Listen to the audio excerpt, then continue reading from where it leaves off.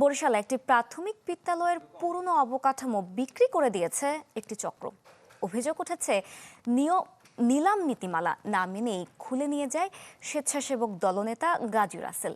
এ ঘটনায় শোকজ করা হয়েছে শিক্ষক সমিতির নেতা মাহবুব হোসেনকে। যোগসাজশ আছে প্রাথমিক শিক্ষা কার্যালয়েরও। RICL TMX, যুগের পর যুগ স্থাপনা থাকে মজবুত।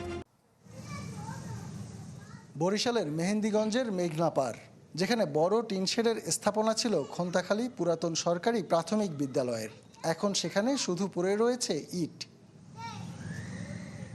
মেঘনা ভাঙনের মুখে মাসখানেক আগে সরিয়ে নেওয়া হয় বিদ্যালয়টি। এই সুযোগে গেল 25 এপ্রিল স্থানীয় পৌর স্বেচ্ছাসেবক দল নেতা গাজী রাসেল একটি নিলামের কাগজ দেখিয়ে বেশ কিছু অবকাঠামো খুলে নিয়ে যায়। শিক্ষা অফিসার মহোদয়ের একটি চিঠি আমি পাই 22 তারিখ সকাল 9টা 30 মিনিটে।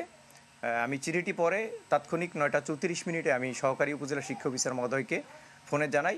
স্যার বলেন যে যেহেতু টিউচারের স্বাক্ষরিত চিঠি পেয়েছেন, আপনি চিঠি রাখেন এবং তাদেরকে কাজ করার সুযোগ দেন।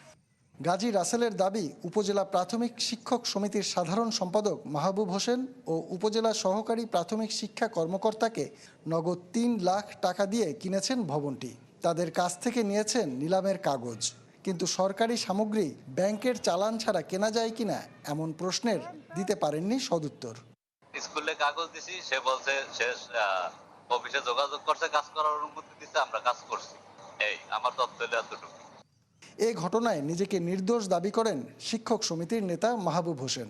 তবে অনিয়মের কথা স্বীকার করে উপজেলা প্রাথমিক শিক্ষা কর্মকর্তা বলেন, ভবন বিক্রিতে মানা হয়নি নিয়ম নীতি। শিক্ষা অফিসার কি কারণে আমার বিরুদ্ধে শোকেজ দিছে সেটা সেই ভালো জানে। তার শোকেজ জবাবে আমি বলেছি এই সম্বন্ধে আমি কিছু জানি না। আমি এক কথায় বলে দিয়েছি, আমি এই সম্বন্ধে আমি কিছুই জানি না। আমরা এই বিষয়টা আইনানুগভাবে ব্যবস্থা নেওয়ার জন্য বদ্ধপরিকর। এ ঘটনায় 5 সদস্যের তদন্ত কমিটি গঠন করেছে উপজেলা প্রশাসন। ইওনোর সাথে যোগাযোগ করেও মেলেনি সাড়া।